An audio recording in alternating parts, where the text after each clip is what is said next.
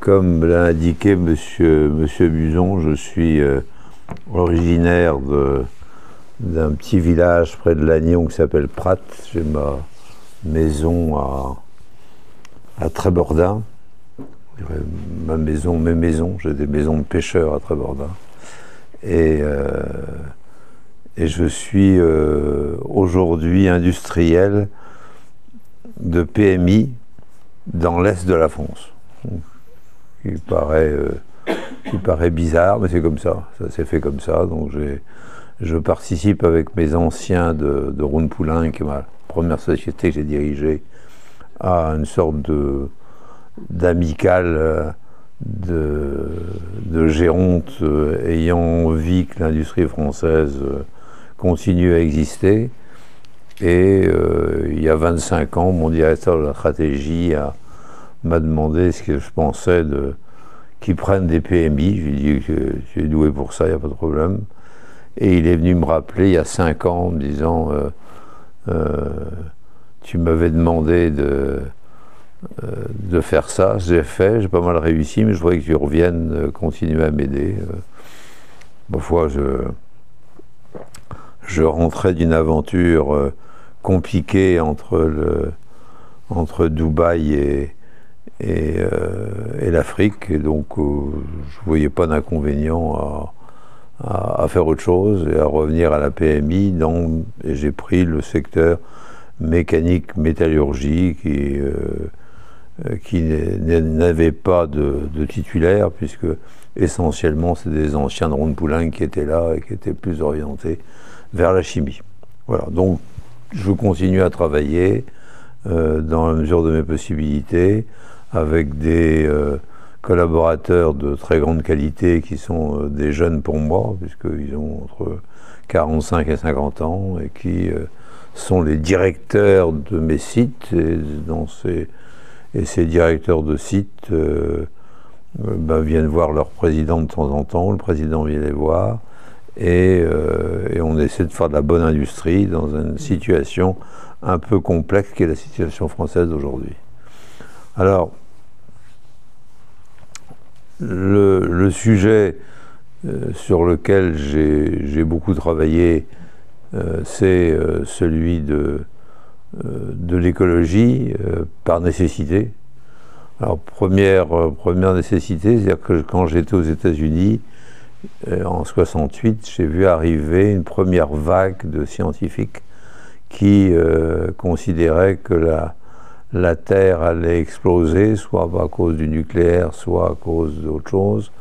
Et je me souviens d'un des titres des livres qu'on lisait à l'époque, c'est quelle terre laisserons-nous à nos enfants?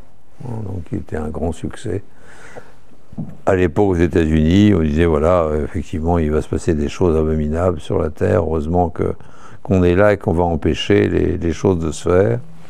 Il y avait à l'époque un Français qui s'appelait René Dubos, qui était au Rockefeller Institute, qui avait pas mal de choses en biologie. Il était ingénieur agronome, puis il était passé de la biologie, et lui s'est pris d'amour pour tout ce qui est en train de se passer sur l'écologie, et est entré dans des conférences multiples en disant bon, regardons ce que la science peut faire pour éviter les drames, et la science va nous permettre de résoudre les problèmes que visiblement nous n'avons pas à résoudre facilement. Donc j'étais dans cette dynamique lorsque j'ai été nommé président de Rhône-Poulenc en 1982. J'avais 38 ans à l'époque.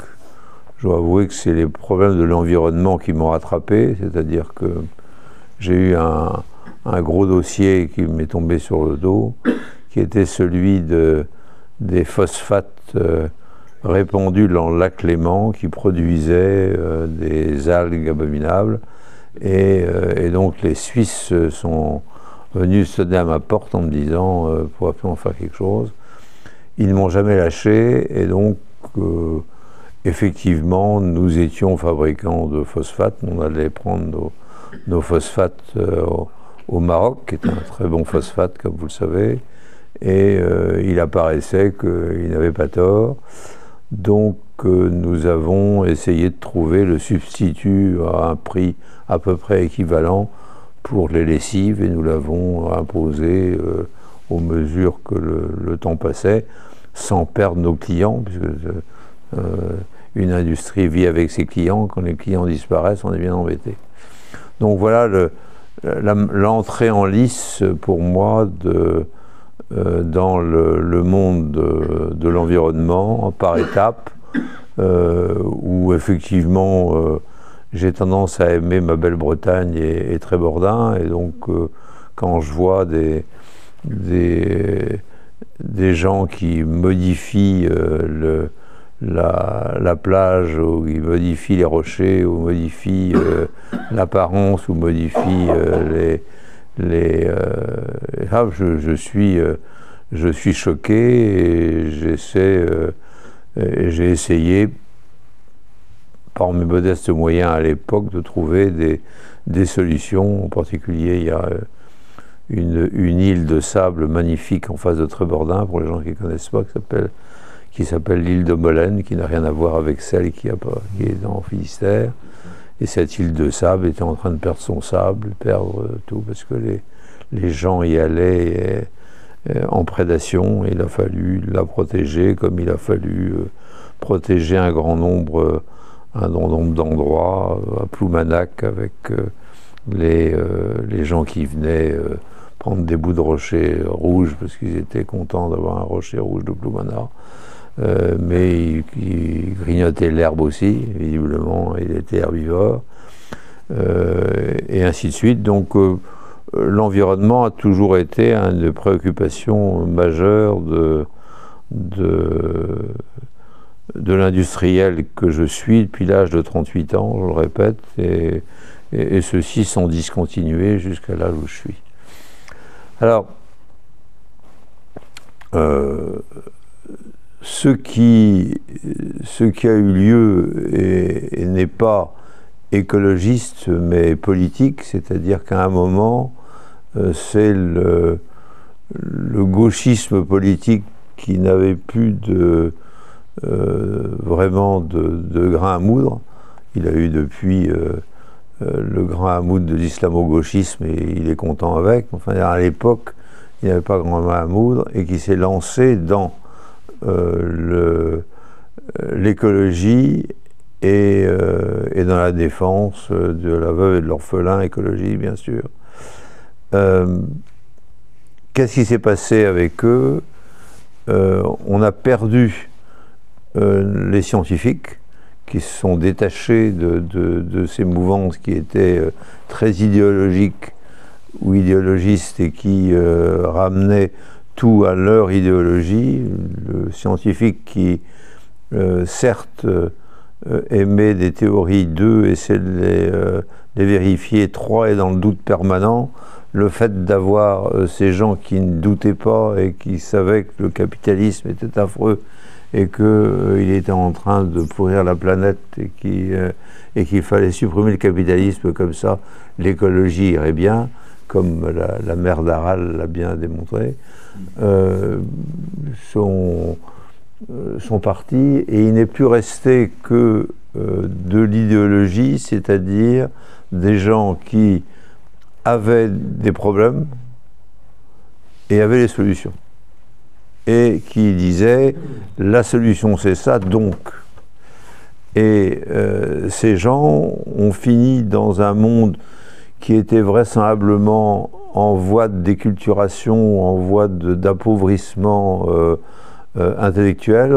Ça a suffi à ce que s'agrègent autour d'eux des gens qui avaient à la fois qui étaient les porte-parole des problèmes de la société française et de la société mondiale, et qui avaient la solution qui allait permettre de trouver la route du bonheur dans un océan de turpitude industrielle où chacun avait envie de prendre le maximum d'argent à son voisin, qui était le but de tous ces industriels français et étrangers.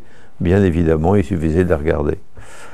Donc, c'est cette éclosion de l'écologie politique que nous avons vu arriver dans les années 90 et qui nous met dans la situation où nous sommes aujourd'hui, c'est-à-dire une situation où nous ne savons plus bien où nous sommes et où nous allons, parce que les politiques, un peu à la matière de Macron, ont essayé de faire du en même temps.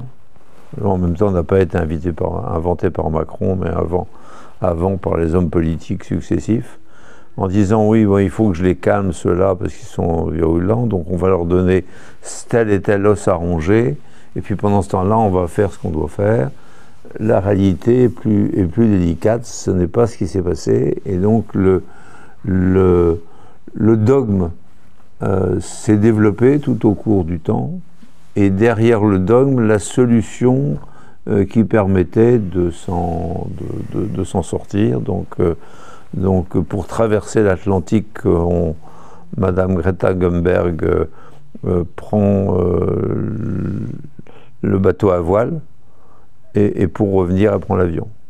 Donc, ça spécifie bien la société hypocrite dans laquelle nous sommes, où chacun a la solution, sait bien que ce n'est pas la solution, mais dit que c'est la solution, ce qui lui permet d'avoir, pour Greta Thunberg, de l'argent et une certaine notoriété, pour d'autres des voix qui leur permettent d'être dans les assemblées, pour d'autres enfin, avoir l'argent de l'État par l'intermédiaire des organisations non gouvernementales qui irriguent un terreau de non scientifiques ou anti-scientifiques qui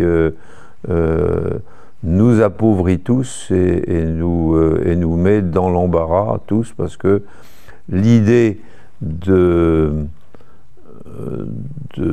combattre ce dogme et ces partisans du dogme devient très délicate à cause de la fusion entre le gauchisme et le journalisme français, et le fait qu'on a des journalistes qui, tous les matins, vous serinent que vous êtes dans la dernière année du cycle avant que l'eau ne déborde, et que la fonte des glaces va arriver plus vite que vous le pensez,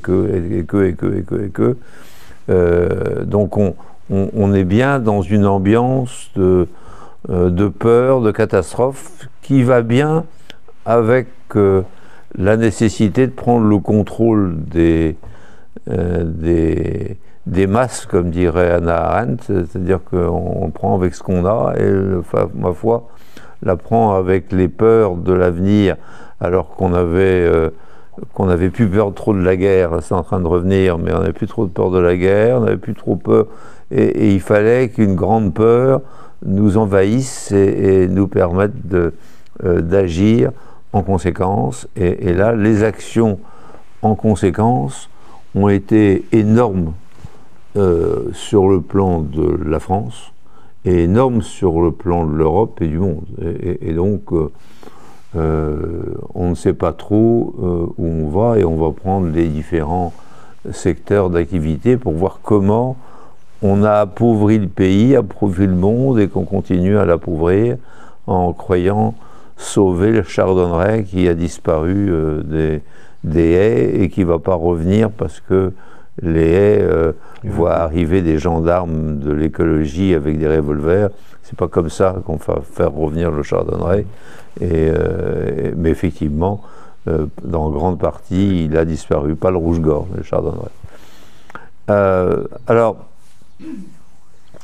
nous, industriels, dans cette affaire, nous avons subi, sans être soutenus par qui que ce soit, c'est-à-dire que nous étions les pollueurs, les mauvais chevaux, et ma foi, quand on pouvait disparaître et quitter un sol pour partir ailleurs, c'était tout bénéfice pour la société dans laquelle on était.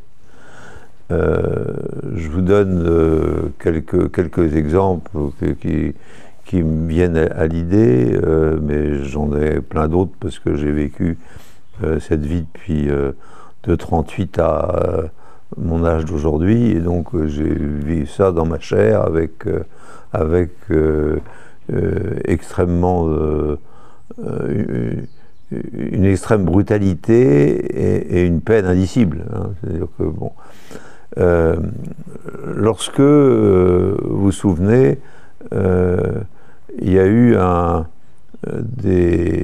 entrepôt qui était près d'une usine à Quevilly qui a pris feu et qui a mis feu à l'usine de Quevilly et qui a conduit à une grande fumée qui est partie vers le haut, fumée qui finalement n'a pas créé de troubles à la société, puisque elle était partie du bon côté, c'est-à-dire vers le haut. Et je me souviens qu'à l'époque, Monsieur Macron, très prudent, n'est pas allé tout de suite vers Rouen pour regarder ça. Et quand il est arrivé, sa première chose a été de dire, mais comment se fait-il qu'on ait osé construire autant d'habitations alors et qu'une usine est venue s'installer là. Alors, moi qui ai quelques années de plus que vous, je me suis dit, bon, là ce monsieur, il ne connaît pas bien son histoire, parce que à l'époque où on fait cette usine, que je connais bien, c'est une usine, c'est un entrepôt, enfin c'est, on fait un peu de transformation, enfin c'est d'abord un entrepôt, il n'y a rien. C'est un terrain vide. Et à mesure que le temps passe, le terrain se remplit par une boulangerie, un café, des habitations, des machins.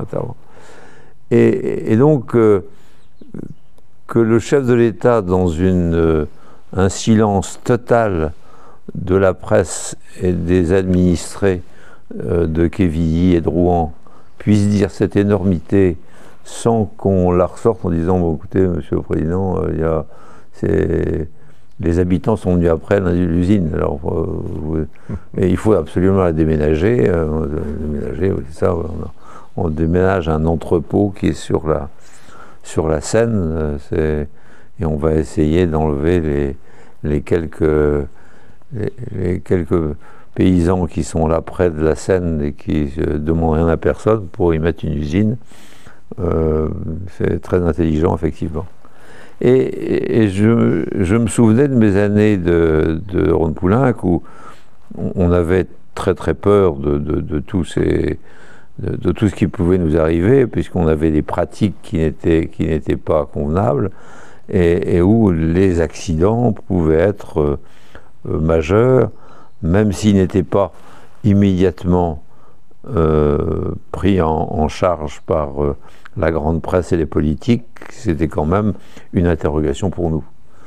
La première, c'est lorsque un réservoir de l'usine de Pont-de-Claix a pété.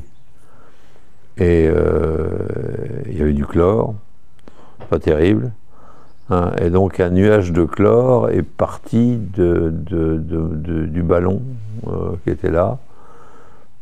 Et j'avais le préfet au téléphone tous les 5 minutes, et je disais, écoutez, monsieur le préfet, a priori Grenoble n'est pas dans le coup, simplement la station de ski qui est à côté peut avoir des problèmes, parce qu'on n'est pas maître complètement des vents, et je vous dirais s'il faut demander à tous les gens de la station de partir, pour l'instant, ce n'est pas le cas. Et ça n'a pas été le cas.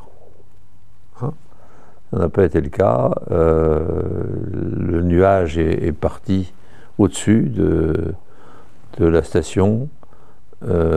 J'ai soupiré, je me suis dit, bon, pour une fois ça a marché. Enfin, simplement, il faudrait quand même qu'on regarde pourquoi ce chlore a pété, ce qu'on peut faire. Et pendant tout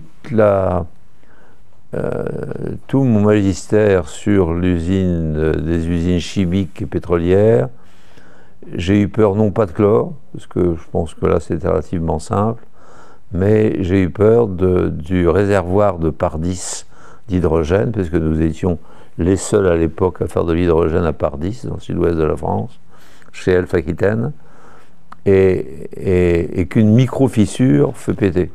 L'hydrogène, c'est le premier de la classification de Mendeleïev, c'est un truc horrible, parce que une micro-fissure, une nano-fissure peut conduire à l'explosion de l'ensemble du réservoir et de l'usine d'à côté, selon ce qu'il y a à côté.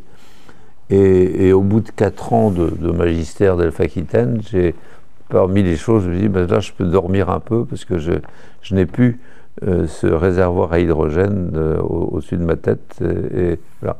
Alors maintenant, je laisse le soin aux grands scientifiques, techniciens, que sont les hommes politiques d'aujourd'hui, à bâtir une économie d'hydrogène. Moi, en tous les cas, je vous dis, je pense qu'il n'y aura pas d'avion à l'hydrogène avant que je sois dans le cercueil. Et je suis bien content, parce que je n'ai pas envie de mourir d'hydrogène. J'ai des tas de manières de mourir, mais l'hydrogène, ça m'a foutu la trouille pendant 4 ans, et ça continue à me foutre la trouille. Autre exemple qui est compliqué, c'est à l'époque où on faisait l'industrie chimique, on avait des sous-produits, et ces sous-produits, on les mettait dans ce qu'on appelait la piscine. On avait un gros machin dans la piscine, et puis on ne savait pas trop ce qui s'y passait. Les produits qu'on avait étaient un peu différents, ça faisait bob, bob, bob, bob de temps en temps. Bon, très bien. Et on essayait d'éviter que la piscine sorte de son lit, et on surveillait la piscine, les abords de la piscine, on mettait du béton, parce qu'on ne savait plus, sur 70-80 ans d'existence de l'usine en question, on ne savait plus ce qu'il y avait dedans, donc même pas la peine de faire des sondes, des machins, etc. On priait pour qu'on ait la paix, c'est tout. C'est tout ce qu'on pouvait faire, un cierge de temps en temps.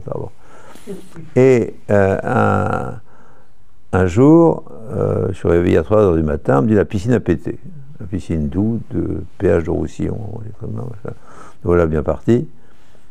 Mais c'était pas n'importe qui était au téléphone, c'était Haroun Taziev, qui était secrétaire d'État à l'écologie à l'époque, et qui était bien connu comme vulcanologue et scientifique.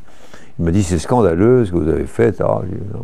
Bon, moi, le Rhône va être rempli de la piscine. Ben, je lui dis oui, je ne sais pas ce qu'il y a dedans, je ne sais pas ce qui va se passer. Ben, je peux vous le dire.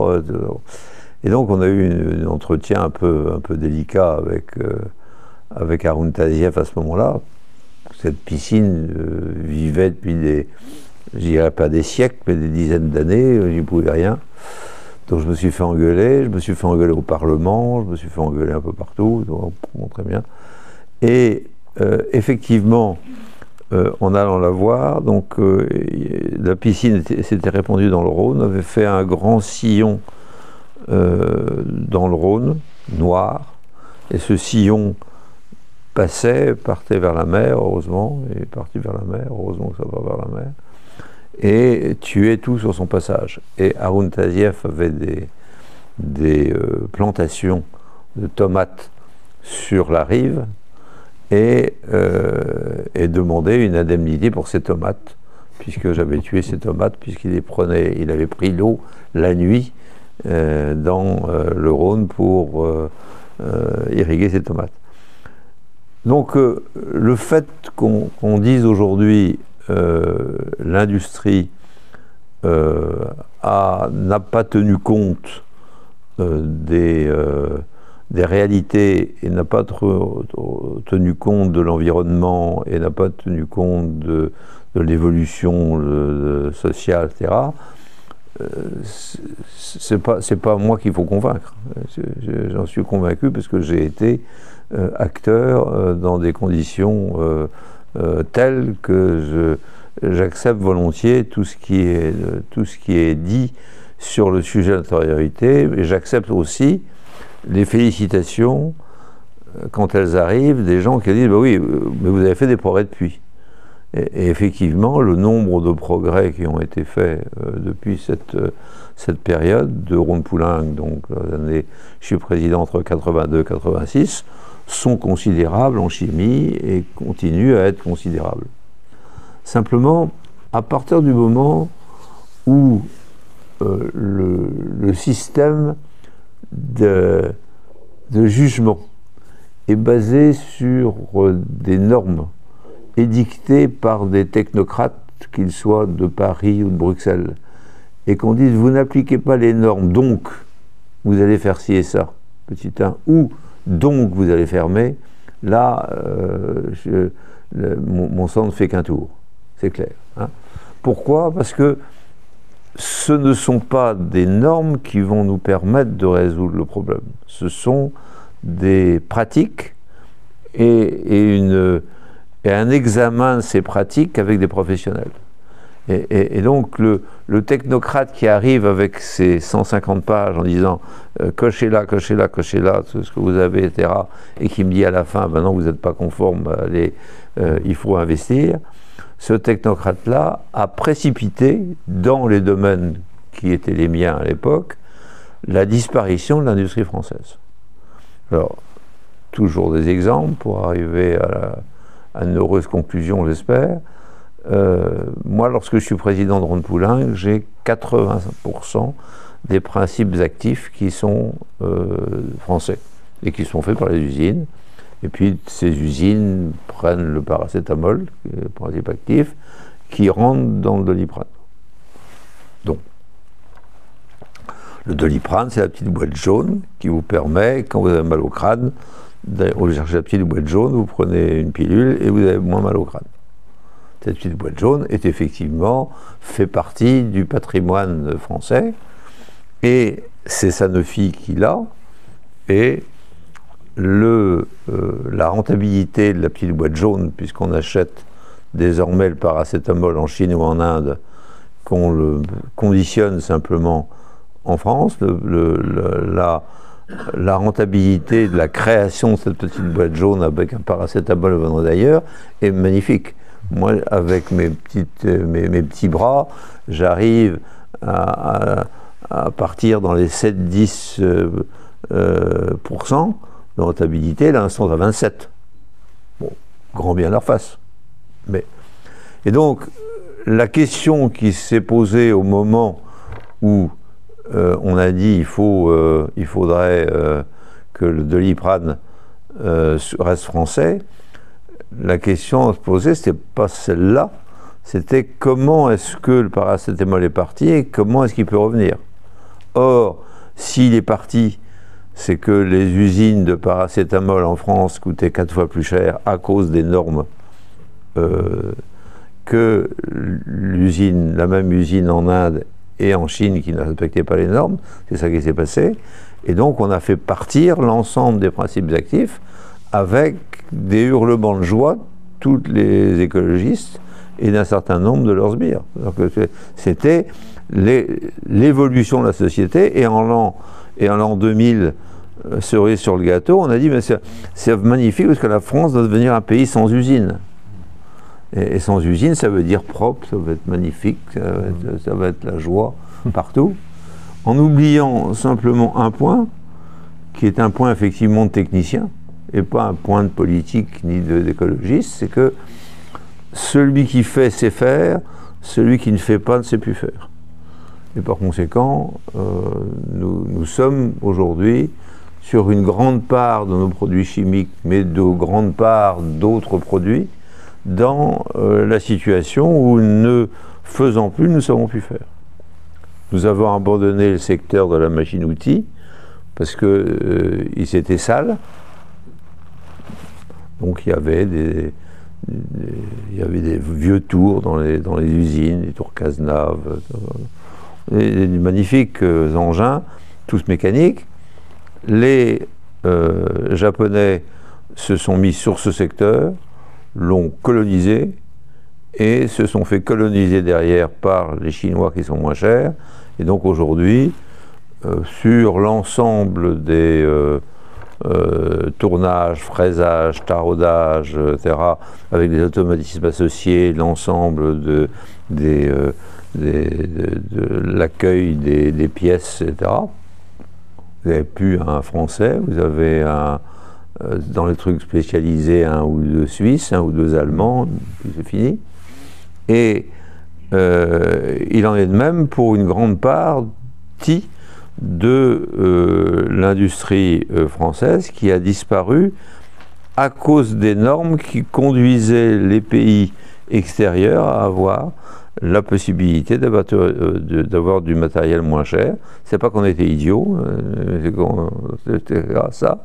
Et on était poussé par une sorte de culture à la française, disant c'est pas grave parce que nous sommes tellement intelligents, nous allons garder la technique et nous allons pouvoir continuer à irriguer ces pauvres malheureux de Japonais, de Chinois, d'Indonésiens, etc., qui sont des nuls complets, et on va pouvoir leur expliquer et nous allons garder la technique pour nous.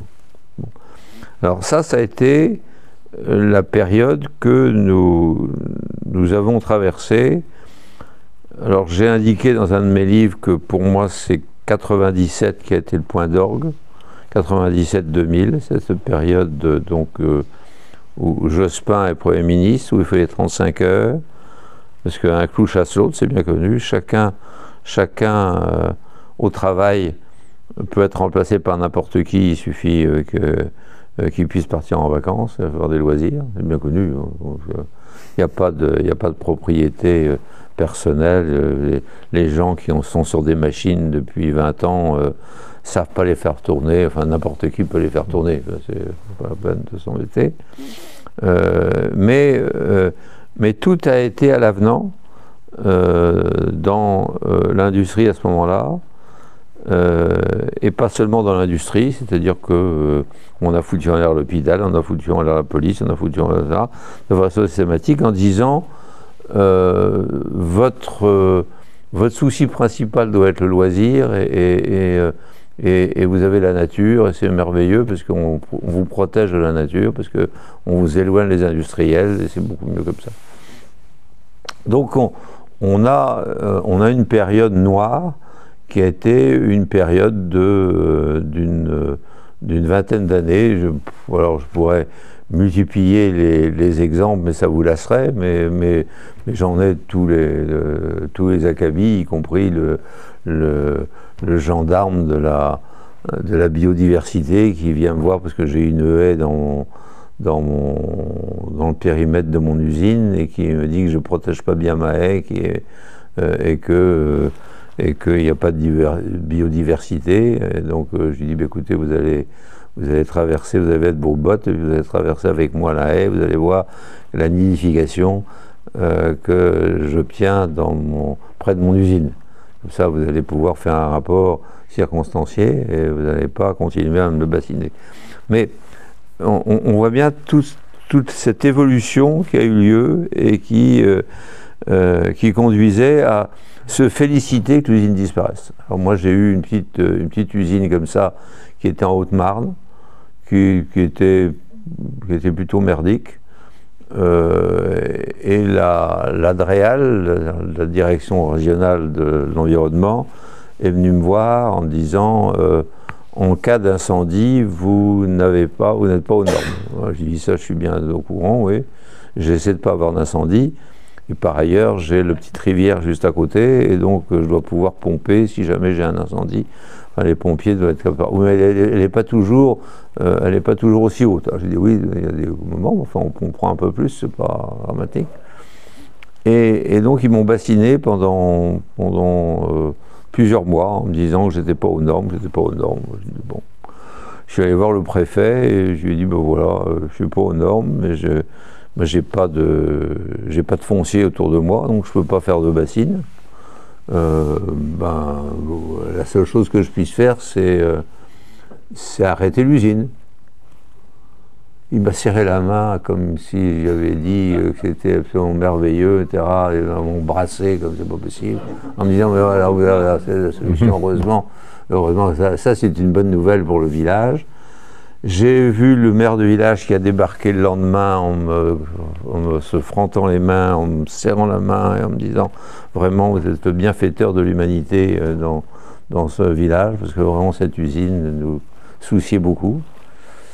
Je dis c'était une fromagerie avant, ça vous souciait vraisemblablement encore un peu plus parce que ça y avait des odeurs, mais oui c'était terrible.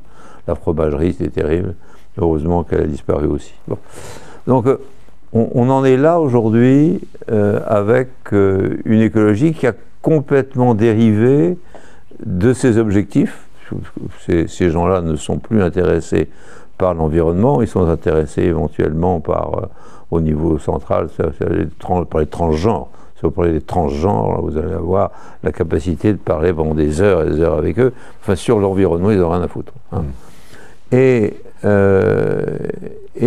sur le fait que, au bout du compte, ils ont réussi à persuader une partie de la politique que c'était ça qui était le bien, et que ce bien allait leur permettre à eux, politiques, de se faire réélire.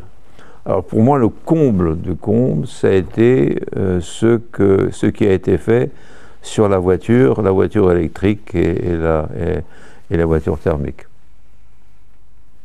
Il y a une quinzaine d'années, je suis invité à une conférence sur le véhicule électrique. Il me semble que c'était à Nantes. Et je dis, vous savez, je suis pas très voiture électrique parce que je considère que entre le moment où on fait la voiture et le moment où on la met à la casse, du point de vue de l'environnement global, on n'est pas beaucoup mieux que le thermique. Et le thermique peut avoir des progrès que le véhicule électrique ne va pas avoir, pour la raison simple, c'est que vous utilisez quand même des matériaux compliqués pour avoir la meilleure possibilité au poids et au volume d'avoir de l'électricité dans les batteries, et que par ailleurs vous avez une capacité à recycler qui est faible.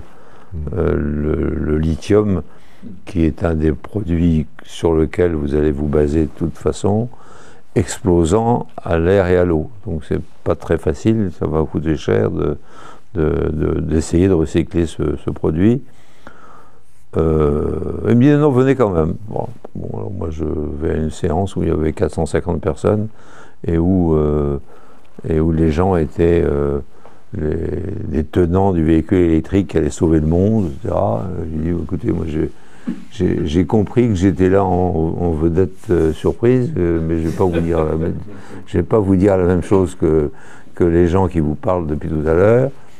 Et c'était l'époque où la Tesla arrivait, et j'aurais dit voilà, vous avez un certain nombre de tonnes pour trimballer 80 kilos de barbac, en l'occurrence vous, et vous allez me dire que c'est ça l'avenir de l'humanité. Moi j'arrive pas à m'y faire. Voilà, donc j'arrive pas. Alors bon, si jamais vous me dites qu'il faut réduire de façon très importante la consommation de pétrole et de gaz, je suis d'accord.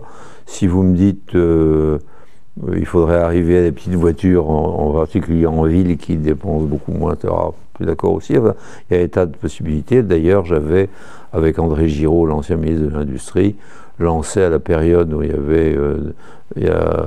on n'a pas de pétrole, mais on a des idées. On avait lancé l'idée d'une voiture à 1 litre au 100, et on était arrivé à quelque chose de pas trop idiot à 2 litres au 100, hein, pour la ville. Donc on n'était pas à 1 litre, certes, mais enfin on n'était pas loin, et avec tous les matériaux. Et j'ai vu la montée des eaux, si je puis dire, de la voiture électrique, jusqu'à arriver au point où, soudain, les industriels eux-mêmes ont applaudi à l'idée qu'il fallait changer, qu'il fallait faire la voiture électrique, qu'il fallait arrêter, sauf Tavares, qui était à Peugeot Citroën à l'époque, et qui est parti à Stellantis. J'ai été un des deux à tenir bon jusqu'à aujourd'hui, en disant c'est une connerie, c'est une connerie, c'est une connerie. Et dès que je peux faire quelque chose, je fais de manière à se montrer la connerie que c'est. Je continue à dire la même chose, que même si on va diminuer le poids des batteries, même si on va faire de la recherche accélérée, de la recharge accélérée, excusez-moi, même si, ça reste une solution qui n'est pas la bonne, parce que le client n'a pas envie de cette solution, fondamentalement. On l'oblige à avoir cette solution, on va le voir, on lui dit vous avez 7 000 € de bonus, 10 000 € de bonus, 4 000 € de bonus, etc. Et vous allez prendre une voiture électrique, il essaie la voiture électrique, et puis dès qu'il a un problème, avec la voiture électrique, il dit est-ce que je peux continuer? Donc là, tout dernièrement, les gens qui étaient partis sur la R5 électrique, il a fait froid et ils ont fait 130 km avec. Donc les promesses des constructeurs n'étaient pas à l'arrivée. Et ceci a quand même conduit tout le secteur de l'automobile, où nous étions les premiers mondiaux, même si on était accompagné depuis peu par un certain nombre d'autres pays. Tout ce secteur est en voie de disparition. De 14 millions de salariés, on n'est plus qu'à 7 millions aujourd'hui. En France, on était à 2,5 millions véhicules assemblés. Nous sommes à 1,5 aujourd'hui, on va tomber à 1. Et pendant ce temps-là, comme il m'arrive quand même de voyager, malgré mon grand âge, je suis allé au Maroc et j'ai vu l'industrie française installée au Maroc et faisant des voitures électriques, bien sûr, si jamais on a envie, mais enfin surtout je dirais des fausses hybrides, c'est-à-dire des hybrides avec un petit moteur permettant de dire que je suis hybride, hein, comme la fable de La Fontaine sur la chauve-souris. Mais la plupart des gens qui achètent de l'hybride aujourd'hui achètent en fait du thermique, qui leur permet d'avoir une belle affiche sur la voiture et qui leur permet de rouler et d'aller à Cannes s'ils ont envie le matin, en disant je ne vais pas passer ma vie sur l'autoroute à me demander si je vais pouvoir recharger mon véhicule ou pas. Donc je pense que c'est le sommet de la connerie et le sommet du suicide que nous avons effectué là, étant entendu qu'il y en a bien d'autres, puisque nous avons effectué le suicide français avec la volonté d'abandonner le nucléaire, que nous avons abandonné, comme je l'ai dit tout à l'heure, le secteur de la pharmacie en abandonnant les principes actifs, et qu'il suffit d'entrer dans les usines pour s'apercevoir de tout ce que nous avons abandonné et que nous n'avons pas été capables de cultiver. Quand on entend le chef de guerre arriver, on va passer en économie de guerre, on est obligé de rigoler, puisque le lendemain, il n'y a pas un centime qui vient à l'économie de guerre. Par conséquent, une économie de guerre, ça se fait avec un peu d'argent. S'il n'y a pas d'argent, il n'y a rien. Donc on voit bien tout ce qui conduit ce secteur de l'écologie politique qui est d'abord, pour moi, un secteur anti-scientifique et un secteur décroissant. C'est-à-dire, j'ai envie de décroître. Et on l'avait vu lorsque j'avais lancé mon principe de base sur l'énergie en disant il n'y a pas de grand pays sans énergie abondante, bon marché et souveraine. On avait bien vu que lorsque on s'est lancé dans le programme pour l'électricité, le PPE, alors 1 ou 2, on était dans décroissance, c'est-à-dire qu'on essayait de faire coller la production d'électricité avec ce que pouvait être la demande d'électricité à l'époque. Or, à l'époque, on était en décroissance industrielle, et c'était l'inverse qu'il fallait faire. Il fallait dire, je peux faire croître mon électricité, je peux la faire croître à un prix convenable, où je vais être compétitif, et par conséquent, une relance industrielle peut être une relance par l'électricité, si jamais je fais plus de centrales nucléaires à l'époque 40 centimes le mégawattheure. Donc on voit bien ce qui est en jeu, c'est finalement notre à travers l'écologie politique et à travers ces dogmes, ces normes, c'est notre décroissance à nous et notre disparition industrielle.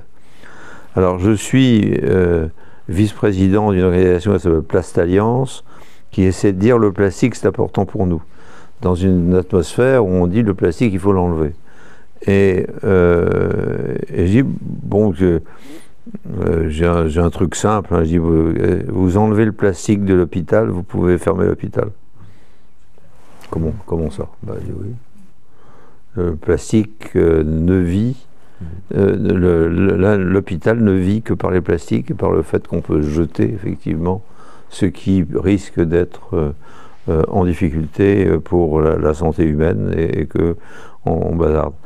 Et alors vous pouvez également faire disparaître l'acier, vous êtes bien parti, faire disparaître le ciment, vous êtes bien parti aussi, et puis après, qu'est-ce qui vous restera? Hein, vous aurez le plastique, le ciment, et là, vous pouvez dire, c'est le bois. Il reste le bois, bah, allez-y, faites vos gratte-ciel en bois, et puis vous me direz après comment vous les maintenez, et combien de temps il reste. Donc, on voit bien que derrière ce combat que nous menons, il y a celui-là, et ceci, comme le titre de votre groupe l'est avec des gens que je connais par ailleurs à Paris, qui sont les climato-réalistes, c'est bien cela, c'est-à-dire que on se sert du climat pour dire tout va s'effondrer, donc il faut que vous fassiez des efforts, il faut que vous changiez slip seulement une fois par semaine, faut arrêter de faire marcher la machine à laver. Pour les femmes, c'est un peu moins. On peut avoir un slip tous les 2 jours, parce qu'on prend l'avant d'abord, puis on prend l'arrière. Enfin, c'est ça qu'il y a dans la petite fiche de l'ADEME, donc je n'invente rien, hein, hélas, je dirais. Et donc on est bien dans cette situation où on est au bord du suicide et il faut un sursaut. Et ce sursaut ne vient pas des politiques, ne vient pas des industriels eux-mêmes, parce que les industriels eux-mêmes essaient de se débrouiller, et c'est pas le point d'or. Les industriels sont en train de vous parler de la retraite. Moi, j'en ai rien à foutre de la retraite, mais rien. 64 ans, c'est très bien, 67 ans, c'est très bien, 70 ans, c'est très bien. C'est pas le sujet n'est pas la retraite. Le sujet, c'est simplement quelques individus, au bout de travaux extrêmement difficiles, ne peuvent pas continuer à travailler et il faut leur trouver soit quelque chose à l'intérieur de l'entreprise, soit effectivement les mettre sur le côté et résoudre leurs problèmes. Mais qu'on ne me dise pas que la personne qui est sur l'ordinateur et qui a choisi de l'être est absolument impossible à la consommation au bout de 10 ans parce que c'est très stressant et que elle ne peut plus revenir au bureau parce qu'elle est stressée et qu'elle a des problèmes psychologiques graves. Donc il faut à un moment s'arrêter sur des choses mesurables. Le vieux scientifique que je suis vous dit que c'est bien que ce soit mesurable quand même s'il y a des choses. Ça peut arriver, ça peut arriver que des gens soient complètement défaits. À ce moment-là, on peut regarder leur profil psychologique et essayer de comprendre comment on peut travailler ou ne pas travailler avec. Donc voilà, donc nous sommes passés d'une écologie jolie qui essayait de voir comment on pouvait effectivement résoudre des vrais problèmes et chacun des industriels que je connais y a pris sa part et a travaillé pour que ça arrive parce qu'ils étaient non pas angoissés mais ils considéraient qu'il fallait prendre précaution non pas notre planète parce que c'est un peu loin mais notre environnement immédiat et l'environnement des entreprises. Chacun a fait ce qu'il a pu et dès qu'on est parti vers la décroissance et vers les tableaux de chiffres qu'il fallait remplir, on a été coincé, et en particulier l'ensemble du secteur des PMI que j'ai tendance à représenter aujourd'hui, ayant fait des grandes entreprises avant, où, à part le chef d'entreprise qui peut remplir les questionnaires, on n'a pas... Bon. Et qui remplit le questionnaire, du coup? Ce que j'appelle les proxénètes, c'est-à-dire les gens qui ont fait les normes, et puis qui se disent, je ne suis pas assez payé pour faire les normes, mais je suis bien conscient de ce qu'il faut faire pour répondre aux questions. Parce que j'ai posé les questions, je sais répondre aux questions. Et donc les proxénètes vont voir les industriels en leur disant, voilà, c'est 10%. De la même façon que quand j'avais créé avec Hubert Curien, le ministre de la Recherche de l'époque, le crédit impôt recherche, j'avais créé quelque chose qui était déclaratif et qui était simple, souple.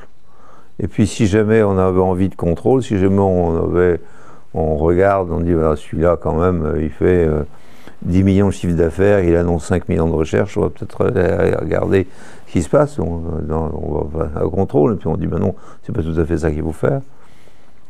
Mais c'était déclaratif. Maintenant, non seulement c'est pas déclaratif, mais c'est un tissu de bêtises auxquelles il faut répondre. On n'a pas le choix.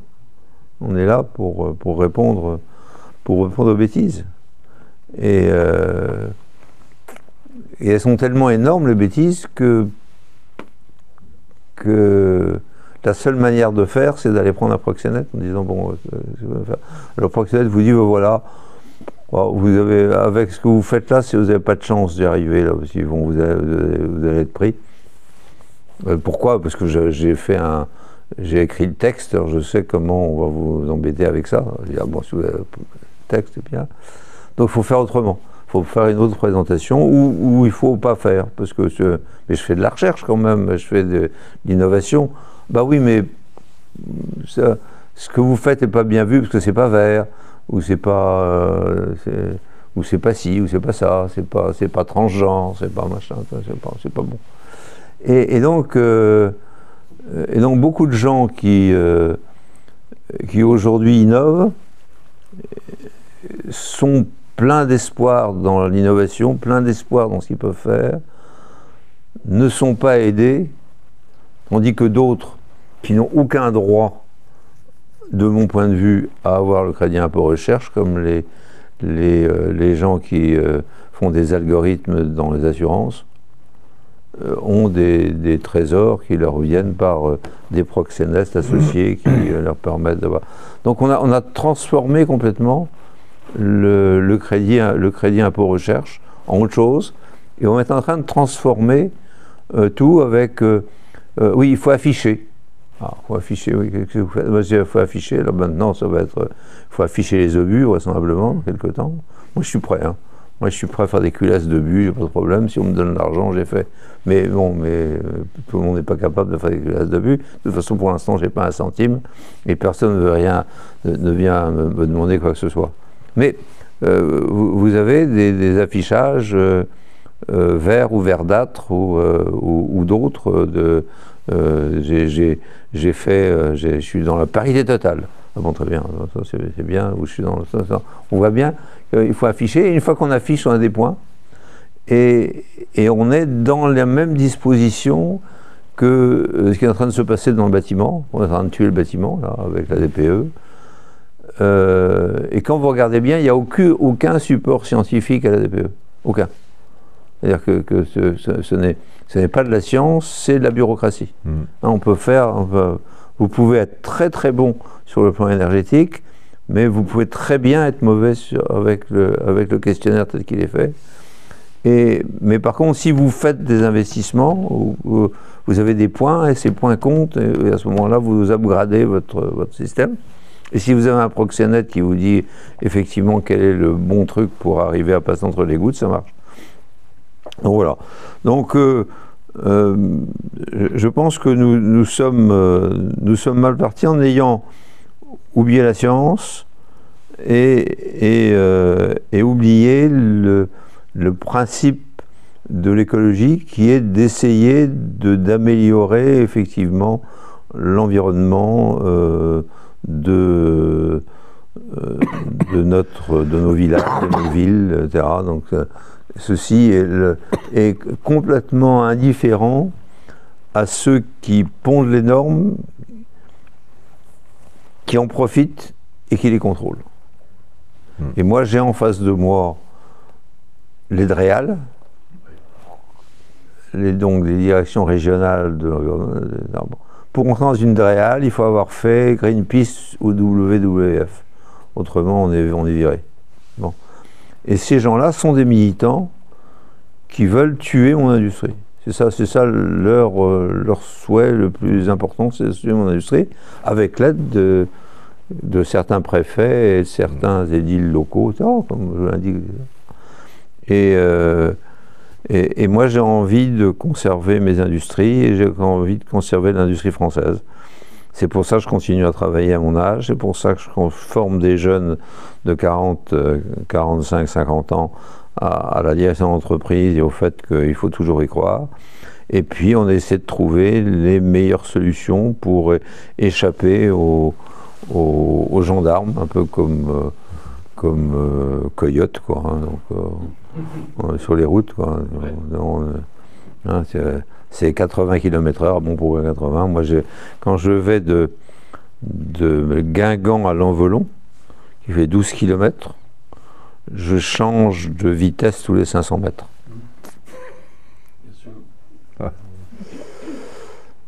Alors c'est soit je prends une autre route, soit je prends Coyote, soit j'y vais en tramway. Il n'y a pas de tramway. Voilà. Bon, j'ai dit l'essentiel mais je peux parler pendant des heures. C'est mon sujet, c'est ma vie. Hein, et donc j'ai passé ma vie là depuis l'âge de 17 ans. J'ai été chef d'entreprise, de grande entreprise à 38 ans. Maintenant, je suis patron de petite entreprise. Je suis très heureux avec mes petites entreprises, sauf quand ça va pas, il y en a une qui va mal, donc là, je suis très malheureux, mais autrement, qu'on soit bas, ça va. Et je suis venu vous voir, même si je sais que mon propos n'est pas de nature à rameuter des foules importantes, parce que j'ai envie de voir les gens qui réfléchissent à ce sujet et qui ont envie malgré tout de faire. C'est là, c'est malgré tout. Il faut continuer à y croire un peu pour se dire non, je vais continuer à essayer de répondre ou de ne pas répondre aux normes. Je vais essayer de trouver la solution. La solution finale pour moi, elle est simple. et dire au Dréal, quel est votre nom? Alors, pourquoi? Parce que vous n'avez pas marqué votre badge, là, vous n'avez pas donné de carte, je ne connais pas votre nom. Parce que je passe ce soir à la télé, j'aimerais bien parler de vous, parce que ce que vous m'avez dit aujourd'hui, j'ai trouvé ça absolument réconfortant, et je suis sûr que la population française serait contente de savoir qui sont ces Dréal, dont on parle beaucoup, et qui m'empêche, moi, président de société, qui m'empêche, moi, de travailler. Parce que finalement, ce que vous êtes en train de faire, c'est essayer de m'empêcher de travailler. Et moi, à mon âge, j'ai envie de continuer à travailler, alors je vous emmerde. Donc j'ai envie de savoir le nom de la personne qui m'emmerde, de pouvoir le distribuer un peu aux uns et aux autres. Alors là c'est mon arme définitive, alors là, ça me... Et puis, l'autre arme, c'est, vous savez, vous allez essayer de ne pas m'autoriser à fonctionner. Puisque j'ai fait du déclaratif, et maintenant, je suis bien content. J'ai compris que je suis dans l'autorisation parce que mon entreprise s'est développée. J'ai bien compris ça. Très bien. Maintenant, ce que vous me demandez en autorisation ne me plaît pas. Ne me plaît pas parce que vous me demandez des choses que je n'ai pas envie de faire, parce qu'elles vont augmenter le prix de l'investissement pour rien, sans aucun intérêt, et par conséquent, va restreindre ma compétitivité. Donc, j'ai pas envie de le faire. Voilà. Donc, mais au prix où vous me posez la question de ce que je devrais faire, je peux acheter un char d'assaut. C'est moins cher. Et je veux bien l'installer parce que j'ai de l'espace pour le char d'assaut. Et le premier qui m'empêche de travailler, je lui tire dessus avec mon char d'assaut. Est-ce que ça vous plaît? Et j'expliquerai que le char d'assaut, c'est moins cher que l'investissement que vous me demandez, qui est inutile. C'est clean comme histoire. Ouais, c'est bien. Et j'ai déjà été en prison, donc ça ne m'empêche pas d'y retourner. Je sais ce que c'est. Voilà. Voilà. Alors là, je vois les Dréal s'en aller. C'est le char d'assaut. Voilà. C'est triste d'en arriver là, dans un pays où on a... Moi, je suis allé loin de chez nous, hein, à Lyon, la semaine dernière, et j'étais invité au Global Industrie, c'est-à-dire l'industrie finalement de la mécanique, de la métallurgie, du travail des métaux, etc. J'ai rencontré des tas de gens qui sont venus me voir, qui ont eu ma grande notoriété, qui ne va pas au niveau de Rennes, mais enfin qui peut aller dans certains lieux, et les gens venaient me voir en disant voilà ce que je sais faire, voilà ce que je fais, etc. Tous âges. Magnifique. On a un environnement industriel, volontaire, innovatif. On continue à être très, très bon par rapport à des gens d'autres pays qui n'ont pas notre imagination et qui n'ont pas notre volonté. On continue à être très, très bon. Bon, les pharmaciens s'en sont rendus compte, puisque un grand pharmacien sur deux français. Mais, dans le monde, pas en France. En France, on a été chercher un Écossais, un Irlandais, un Écossais, je crois. Bon, donc, mais on a un potentiel considérable. Et ce potentiel, il faut qu'on arrive à, malgré tout, à le valoriser autour de nous, et deux, à l'utiliser effectivement pour progresser. Alors, quel est le grand problème finalement qu'au bout de toutes ces années dans l'industrie je rencontre et qui me taraude de façon permanente, diurne, nocturne, c'est que nous avons en France un problème culturel. Et que ce problème culturel n'est pas pour l'industrie. Et que lorsque je vais en Italie, en Espagne ou en Allemagne ou en Suisse, je ne rencontre pas ce problème. Et qu'il est issu d'une tradition de l'éducation nationale qui n'aime pas l'industrie. Et on éduque nos enfants pour qu'ils continuent à ne pas aimer l'industrie. Et il va bien falloir qu'on arrive à résoudre ce problème culturel d'une manière ou d'une autre, peut-être en en faisant comme Musk, en faisant partir la majorité des fonctionnaires, en disant partez, restez chez vous, ce sera beaucoup mieux.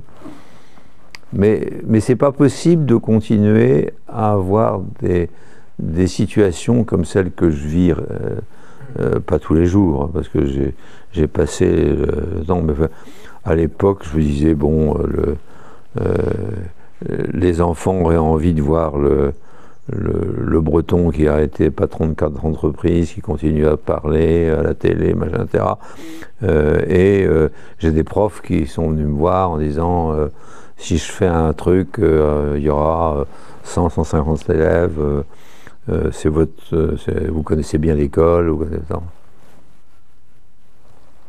Directeur d'école ou proviseur, dit non, c'est pas possible, c'était pétrolier. Ouais. C'est mal. Mal. Il ne faut pas éduquer nos enfants à aimer le pétrole. Et mon successeur, Pouyanné, se rend bien compte de ce problème. C'est pour ça qu'il a fait de l'énergie, qu'il a fait ça. Très intelligent. Mais ce problème reste entier. C'est-à-dire que j'ai été interdit de faire une conférence à Montpellier, à l'université de Montpellier, pour atteinte à l'ordre public. Quand même. C'est toujours l'argument qui est développé dans ton pays. Quand même. Ouais, hein. Donc il y a un problème culturel qu'il faut que nous arrivions à régler. Nous ne l'avons pas réglé. Et, bon, chacun d'entre nous peut essayer de le faire là où il est, dans l'endroit où il est, en disant l'industrie c'est magnifique. Moi je dis, les objets que je fais en usinage sont tellement beaux que je me demande pourquoi il y a des musées qui font des merdes, alors que moi j'ai des produits magnifiques qui sortent de mes usines, on pourrait les mettre dans les musées, je vous assure qu'ils sont beaux. Je vous assure que je fais des belles choses avec l'usinage, c'est bien dommage. Voilà, je vous laisse parler, j'ai trop parlé. Merci beaucoup. Merci, on peut vous applaudir.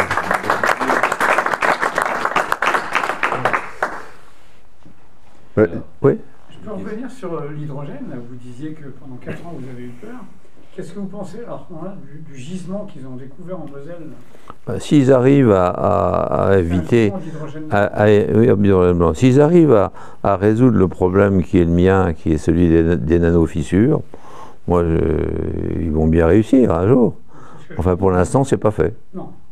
Très bien fait, mais c'est intéressant avoir de l'hydrogène gratuit, si je puis dire. Bon, pourquoi pas. On peut mettre de l'hydrogène dans le gaz tel qu'il est aujourd'hui. On peut mettre un peu d'hydrogène dans l'essence un peu aujourd'hui. On peut faire des moteurs à hydrogène si on a envie. Si jamais on a des flottes. Je considère que si le réservoir d'hydrogène n'est pas regardé tous les jours par un expert, je considère que c'est une erreur profonde pour notre pays que de croire au moteur à hydrogène. Mais techniquement, l'hydrogène, c'est un produit qui donne de l'énergie, et si jamais c'est pas cher, ben c'est... comme j'ai dit tout à l'heure, hein, on prend ce qui est abondant, pas cher, donc si j'ai l'hydrogène blanc, à part l'hydrogène blanc, mais vous ne me ferez pas aller aujourd'hui dans un avion à hydrogène. Je vous assure que vous n'y arriverez pas. Je m'accrocherai à n'importe quoi et vous n'arriverez pas. Mais tout est possible en technique, simplement il faut y travailler. C'est-à-dire qu'on va pas dire voilà, l'hydrogène c'est bien, alors on va faire l'économie d'hydrogène parce que c'est vachement bien l'hydrogène. Je suis allé voir monsieur machin qui m'a dit que l'hydrogène c'était parfait. Non, on fait pas du macrombiste, donc ça va. Il y a une chose sur laquelle j'ai pas insisté, et j'y crois profondément, c'est que c'est pour ça que j'ai fait un petit livre qui s'appelle En dehors de 97, qui dit voilà ce qui s'est passé avec M. Jospin, petit livre qu'on trouverait chez Editel. J'ai fait un autre livre qui s'appelle Capitaine d'industrie, où j'ai dit voilà les gens qui ont fait la France après 45 et après ce qui nous est arrivé. Il n'y en a pas de pareil. et la caractéristique de ce qu'ils ont fait, c'est qu'ils l'ont fait parce qu'ils étaient les chefs et qu'ils dirigeaient leurs équipes. Et que maintenant, on a l'impression que si on met du fric quelque part, on va réussir. Eh bien, c'est pas vrai. Voilà. Et donc, quand vous faites une gigafactory près de Dunkerque, moi je connais pas le chef, alors j'y crois pas. Par contre, quand vous dites voilà le général machin qui va faire Notre-Dame, j'y crois parce qu'il y a un chef et le chef, si on lui donne 5 ans, il va le faire. Donc nous ne sommes pas une démocratie sans chef. À un moment, nous demandons à un chef d'être là pour faire. Et mes collaborateurs, qui ont été nombreux, parce que en comptant l'ensemble de mes collaborateurs en France, je dois être aux alentours de 500 000, ils savaient toujours qu'il y avait quelqu'un qui était là-haut et qui avait dit oui ou non et qui avait regardé. Et ils vérifiaient si j'avais regardé, parce que quand j'allais visiter les usines ou les dépôts ou les machins, ils me posaient des questions pour savoir si j'avais bien étudié le dossier dont il était question pour eux sur la table. Je disais oui, j'ai bien vu. C'est ça la réalité. Et quand il y a un pain, parce que ça m'arrive en ce moment d'avoir un gros pain, bon, c'est moi le responsable, j'ai fait une connerie. Alors on dit, non, c'est pas toi qui as fait la connerie, si. J'ai fait la connerie parce que vous avez fait la connerie, j'ai accepté, vous continuez à le faire. Donc, voilà. Maintenant, qu'est-ce qui va se passer, j'en sais rien. Mais il y a un pilote dans l'avion. Et ce pilote, il sait où il va. Et là, si vous me dites que Macron sait où il va, moi je vous dirais non. Et si vous me dites que Bayrou sait où il va, vous me direz non non plus. Donc c'est compliqué. Et dans l'industrie, c'est encore pire. S'il n'y a pas de pilote dans l'avion, on ne prend pas l'avion. Mais justement, je pense que il y a quelques années, quand les industries fonctionnaient, les politiques étaient là pour les soutenir. Là, justement, on a l'impression que il y a des gens qui sont comme vous à la tête de certaines industries qui sont capables je pense que les gens ne sont pas devenus moins intelligents qu'avant, ils sont aussi intelligents, mais c'est nos politiques qui font que on n'a plus ce soutien, on n'a pas il n'y a pas cette vision, on a l'impression même que oui. nous envoyé droit dans le mur tout à l'heure. Non, c'est pire que ça, c'est un problème de continuité, si vous voulez.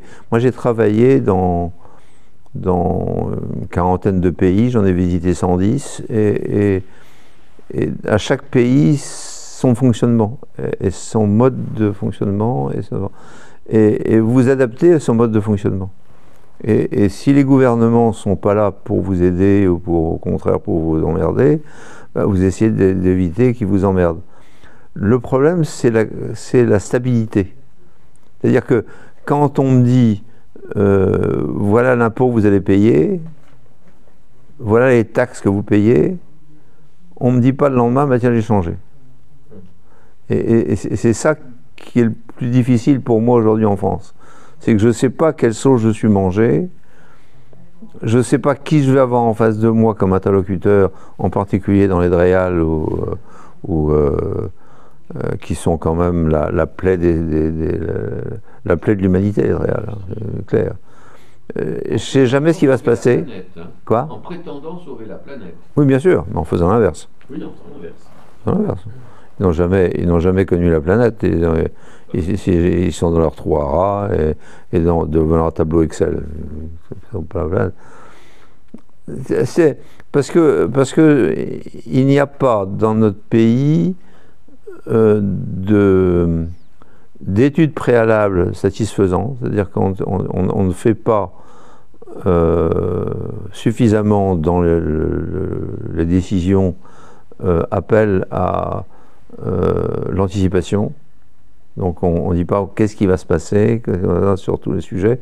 Il est clair que sur les ZFE, Et la voiture électrique, ça allait péter à un moment. Bon, c'est en train de péter, bon, jusqu'où ça va aller, j'en sais rien. Enfin, il était clair que ça allait péter, je l'ai dit au départ. Bon. Non, il n'y a pas d'anticipation, et il n'y a surtout pas de retour d'expérience. C'est-à-dire que le patron d'entreprise, il réussit quelque chose, il dit, ah bah tiens, c'est parce que je suis le plus fort. Il merde quelque chose, il dit, c'est un de mes collaborateurs qui a merdé. Bon, voilà. Allez, il est foutu. Il ne reste pas chez l'entreprise très longtemps. Le retour d'expérience, c'est fondamental. C'est-à-dire que j'ai réussi, pourquoi j'ai réussi, j'ai raté, pourquoi j'ai raté. Hein, et là, il n'y a pas de Rex nulle part dans la fonction publique et nulle part dans le gouvernement. Et ça, c'est préjudiciable de façon fondamentale à l'éclosion d'un pays rassurant. Alors, donc je ne suis pas rassuré quand je suis au Mali.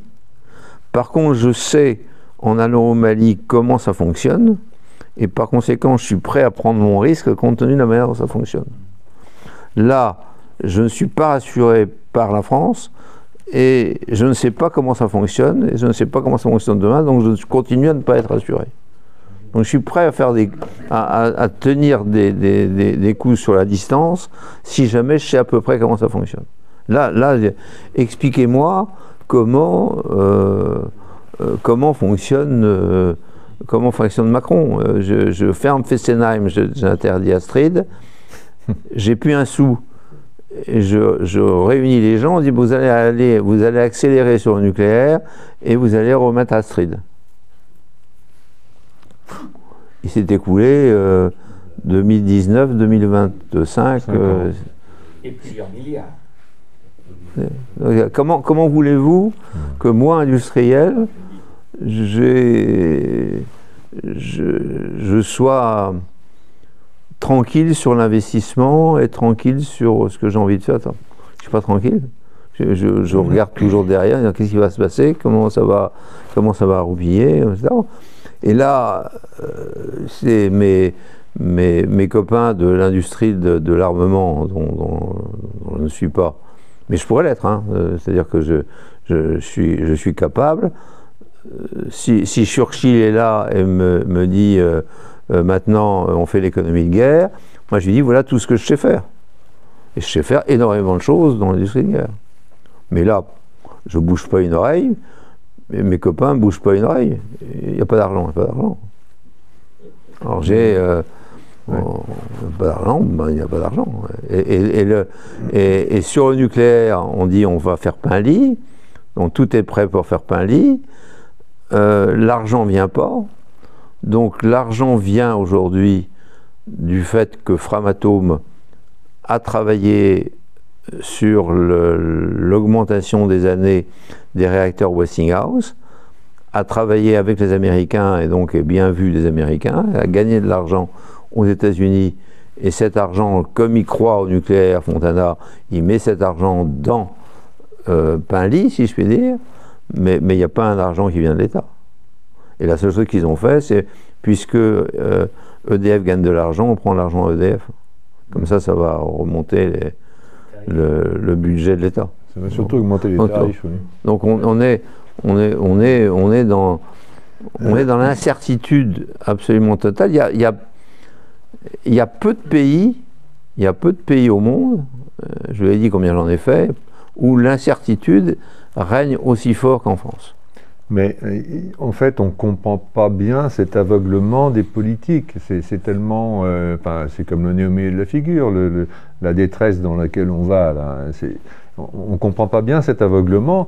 Est-ce que vous, qui êtes quand même près des politiques, vous ne pensez pas que par devant, ils disent mais par derrière, ils n'y croient pas à toute cette écologie? J'en ai 2 ou 3 qui y croient, c'est tout. Les autres, effectivement, disent n'importe quoi. Ouais, mais est-ce qu'ils y croient vraiment? Oui, il y a 2 ou 3 hommes politiques sur leur créneau, qui n'est pas forcément le mien, dont je sais, par expérience personnelle, les ayant côtoyés pendant des années, je sais qu'eux, ils y croient, ils iront jusqu'au bout. Mais il y a très peu, très très peu. Mais par derrière, ils disent pas non, moi je suis obligé de dire ça aux électeurs, mais moi j'y crois pas du tout. Les gens auxquels je pense, que je vous dirai pas les noms parce que je vais pas faire réclame, c'est des gens qui y croient, qui iront jusqu'au bout et qui sont des gens bien, qui vont pas forcément réussir en politique d'ailleurs, parce que la politique est pas faite pour eux, et tant pis. Mais autrement, les autres ne croient à rien. Ne croient à rien. Au bulletin de vote, quoi. Ils croient à rien. Ouais. Ils croient à rien. Ils croient à rien quand ils me voient. Tu travailles encore à ton âge? Ben oui, je travaille parce que ça me plaît. L'industrie, ça me plaît. Ah oui, t'as toujours été un peu spécial. Voilà. J'ai toujours été un peu spécial. J'ai toujours été un peu spécial. Ouais. Et après ça fait. C'est une partie de mon charme, c'est un peu spécial. Ça me dérange pas.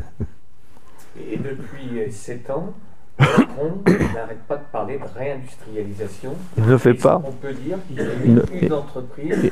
Il ne le fait pas. Il ne le fait pas parce qu'il n'a pas compris comment fonctionnait l'industrie. Il n'a pas compris que l'industrie avait besoin d'un chef et n'avait pas besoin de l'État. Vous avez trois cercles dans l'industrie qu'il faut bien comprendre. 2 cercles régaliens, un cercle qui n'est pas. Premier cercle régalien, c'est l'industrie de l'armement.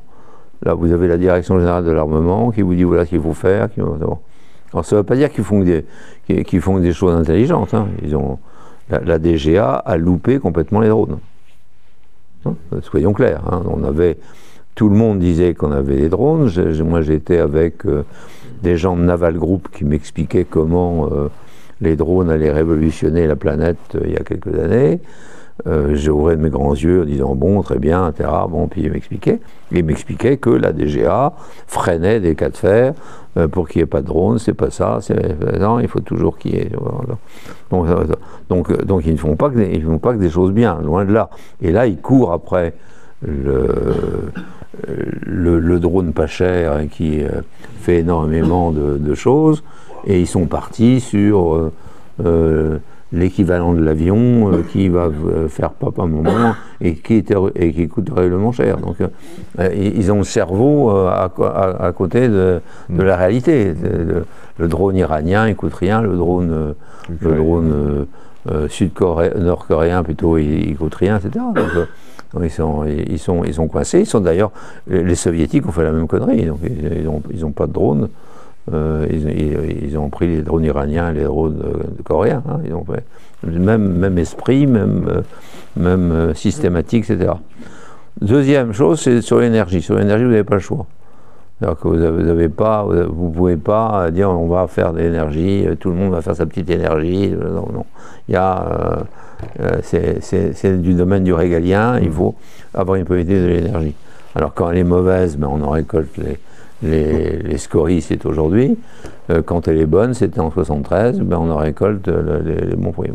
Mais c'est du domaine du régalien, et donc je veux bien m'y coller, mais je veux que le régalien me dise vraiment ce qu'ils veulent faire et me coller à ce qu'ils veulent. Bon. Puis tout le reste, c'est des gens comme moi qui ont envie de faire des choses et qui ont envie qu'on leur foute la paix. C'est tout. J'ai pas envie qu'on me dise comment je vais travailler, mais pas du tout. Alors pas du tout. Moi j'ai été pendant 10 ans, j'ai été celui qui a regardé l'électrochimie en France avec les laboratoires. J'ai rassemblé les laboratoires, j'ai fait l'électrochimie, j'ai été le parrain de l'électrochimie française dans mes jeunes années. Bon, c'est à peu près ce qu'il faut faire. Donc, il faut avoir à un moment un mec qui met sa tête sur le billot en disant voilà ce que je vais faire. C'est tout. Bon, et puis c'est cette technique-là que je vais choisir dans telle et telle condition. Et puis si c'est pas celle-là, ce sera une autre, etc. Donc ça c'est. Mais l'industrie, ce n'est pas ce que pense M. Macron. Ce n'est pas M. Macron qui pense que ça, ce serait bien de faire et qui donne de l'argent à quelqu'un pour qu'il le fasse. C'est pas ça du tout. Pas ça du tout. Ça n'a jamais été ça. J'ai envie de faire ça, je vais le faire, et j'ai pas assez d'argent, j'ai pas de fonds propres, j'ai pas de machin, etc. Alors je vais essayer de me démerder pour aller chercher les fonds propres là où il faut, etc. Et si ma foi, l'État me file un peu de pognon, ben je vais pas cracher dessus, sauf si ce qui me demande est incompatible avec ce que j'ai envie de faire. Voilà. C'est ça le fonctionnement de l'industrie, c'est ça. Et tant qu'on n'a pas accepté ça, on ne comprend pas ce qu'il faut faire. Et donc la décentralisation s'est poursuivie. Je disais tout à l'heure à certains d'entre vous que moi j'avais 10 dossiers par an qui venaient normalement. Et là, ce mois-ci, j'en ai eu 66. Ce mois-ci. Je ne sais pas quoi en faire. Ouais. Les gens ont envie de partir. Les mecs me disent, je suis vieux. Quel âge vous avez? 60 ans. Ah bon, très bien. C'est jeune pour moi. Alors, je sais bien, vous êtes plus vieux. Enfin, vous êtes spécial. D'accord. Bon. Alors, une fois que vous avez dit ça, pourquoi vous voulez partir? Puis il me raconte, la vie est insupportable. Je gagnais de l'argent confortablement, je vivais confortablement, je prenais mes risques, etc. J'ai pris des pains, non, mais j'étais heureux, là je suis plus heureux. Je suis plus heureux dans la vie, et j'ai pas envie que mon fils ait la même vie, donc il a qu'à partir faire des choses ailleurs. Mais c'est pas cette vie-là n'est plus acceptable. Mais je sais d'une certaine façon que les gens qui travaillent avec moi sont protégés par mon existence. Et qu'effectivement, ils ont peur que je crève tout de suite. Alors je leur dis, ben non, je vais essayer de tarder un peu. Uniquement pour vous, hein, pas pour moi. Moi, j'ai fait ma vie, elle était passionnante, tout va bien. Mais ils savent que d'une certaine façon, que s'il y a un gros coup, un machin, etc., je vais les en sortir. Voilà. Ah, c'est beau. Oui, justement, vous ne pensez pas que ce soit justement les politiques qui vont régler ce problème-là? Non. Ils vont faire que ils vont vous laisser travailler non. de façon correcte? Non. Leur problème à eux. Non, parce que leur problème à eux, c'est leur individu, c'est-à-dire leur ego surdimensionné qui implique qu'il faut qu'ils montrent que c'est eux qui font. Ils ont envie d'inaugurer, ils ont envie de dire c'est moi, heureusement que je suis là, ils ont envie d'enlever ça. Et nous, on est prêts à jouer le jeu une journée, mais pas plus, quoi. Non, ça va. Vous agitez votre queue comme un paon, mais bon, vous n'avez rien foutu. Vous savez pas. C'est un problème d'irresponsabilité, justement. Bien sûr. C'est un problème majeur, ça. Majeur. Mais il m'embêterait pas, ce problème d'irresponsabilité, si jamais il n'était pas culturellement anti-industriel. Voilà. Je m'en débrouillerais du problème d'irresponsabilité. Mais le problème culturel qui est qu'ils n'aiment pas l'industrie et que c'est dans leur éducation me gêne encore plus. Et je vois bien que là, j'ai assisté à quelques réunions avec des gens qui ont envie d'être président de la République. Et comme moi j'ai passé l'âge et je ne suis pas là concurrent. Et donc, je vois bien qu'ils parlent de quantité de choses, et si jamais ils peuvent oublier l'industrie dans la litanie qu'ils font, ils le font. Ouais. C'est plus fort qu'eux. Et à chaque fois, je lave la main et je dis, et l'industrie dans tout ça. Et oui, toi, tu vois. D'accord, oui. Parce que je considère que l'industrie, c'est la prospérité du pays, et si nous ne sommes pas prospères, c'est parce que nous n'avons pas suffisamment d'industrie. Nous sommes passés de 20% à 10% en industrie, et que si jamais on réindustrialise, on ne peut pas s'en sortir. Or, ce n'est pas votre méthode qui est la bonne sur l'industrie. La bonne méthode, c'est celle que j'ai vue à Global Industries à Lyon. C'est des jeunes qui ont envie d'investir, qui ont mis au clou leur maison, qui sont prêts à aller n'importe où pour trouver des fonds propres et qui ont envie, le rêve de leur vie, c'est de bâtir le truc qu'ils avaient en tête et qui est intéressant de leur point de vue.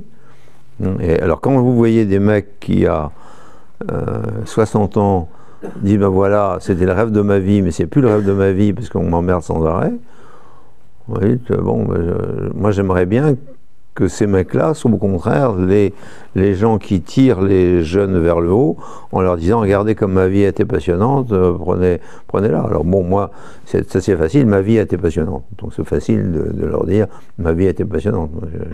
J'ai tout fait. J'ai tout fait. J'ai vu 110 pays, j'ai vu 3 prisons, j'ai tout. Hein, c'est magnifique comme vie. Hein, j'ai vu Eva Joly, j'en ai vu d'autres. Wisniewski, qui vient de rentrer au Conseil constitutionnel, elle est pas mal non plus, celle-là. Non, croyez bien. Une Jolie peut en cacher une autre. Hein, donc, non, c'est le fait d'avoir ce qu'on a vu arriver, le gouvernement des juges, est une horreur. Et donc, quand on voit qu'un petit juge administratif arrête l'autoroute à 69, c'est extraordinaire. Où est-ce qu'on est là? C'est extraordinaire. On touche, on dit, mais c'est pas vrai. Et alors, il n'a pas son nom, on ne sait pas d'où il vient, on ne sait pas ce qu'il a fait comme école, on ne sait rien. On sait rien. Une responsabilité, il faudrait mettre son nom sur tous les écrans de télé. Mais ça fait 40 ans que ça fait. Moi, je voudrais vous poser une question, un peu en prolongement de votre intervention. Est-ce que vous pourriez nous définir ce que serait un bon ministre de l'Industrie? Ou est-ce qu'il n'en faut pas? C'est-à-dire que s'il n'en faut pas, il y a un autre qui vient à sa place, qui n'est pas ministre de l'Industrie, et qui croit qu'il en est chargé. Donc moi, je suis plutôt pour qu'il y ait un ministre de l'Industrie. Et ce ministre de l'Industrie, il doit s'occuper essentiellement de comprendre les difficultés de l'industrie vis-à-vis de l'administration, vis-à-vis de l'État, et essayer de lever ces difficultés. Alors, je suis allé voir l'ancienne maire de l'Aigle, qui est ministre des PMI et des artisans et tout ça, Madame Louwagie. Et Madame Louwagie, elle a bien compris ça. Bon, alors elle a une petite place dans un coin dans le gouvernement. Quand elle parle, on a dit de se taire. Mélenchon est très fort là-dessus. Taisez-vous. Voilà. C'est un peu comme ça, le pauvre garçon, la pauvre fille. Mais enfin, vous voyez, il y a des gens qui comprennent bien quelle pourrait être leur place pour aider l'industrie, parce qu'ils ont vécu un peu près de l'industrie. Ils ont vu, parce que l'Aigle était une ville éminemment industrielle, puisque c'était l'entreprise Bohin qui faisait les aiguilles, hein, qui était une entreprise mondiale. Hein, qui était là, donc ils ont vécu l'industrie au pinacle et dans la boue. Et ces gens-là voient bien ce qu'il faut faire. Hein. Mais c'est des petits, monsieur. Mais Monsieur le maire n'a jamais vu, c'est pas ce que c'est que l'industrie, quoi. Donc il était ministre de l'Industrie, c'est pas ce que c'est. Monsieur Ferracci, qui est ministre actuellement, ne sait pas ce que c'est que l'industrie. Donc bon, on me dit, est-ce que vous voulez faire un débat avec Monsieur Ferracci? Ben, je dis bon,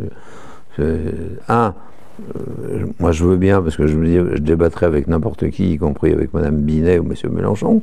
Mais deux, ça sert à rien, parce qu'ils comprennent rien. Donc je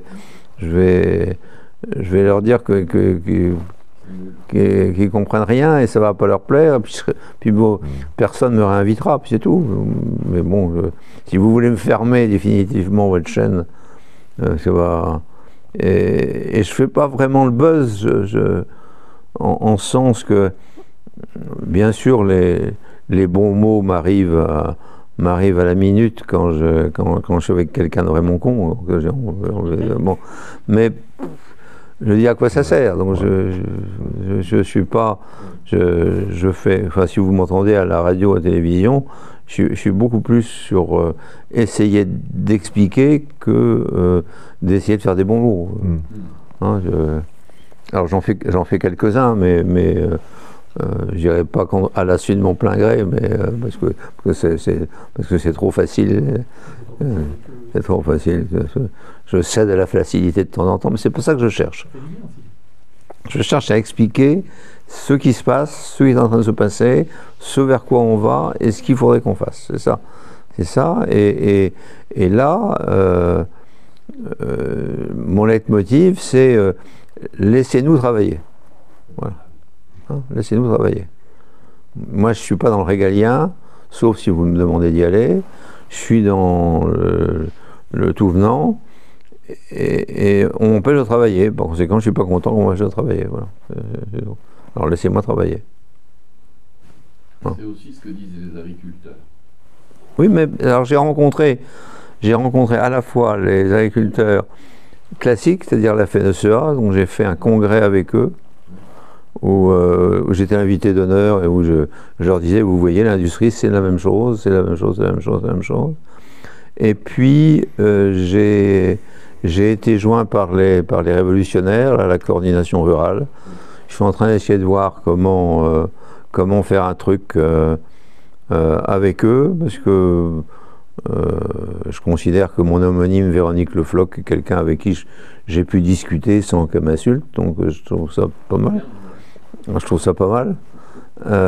Et ça doit être possible. Et donc, on voit bien ce que peut faire de mal ou de bien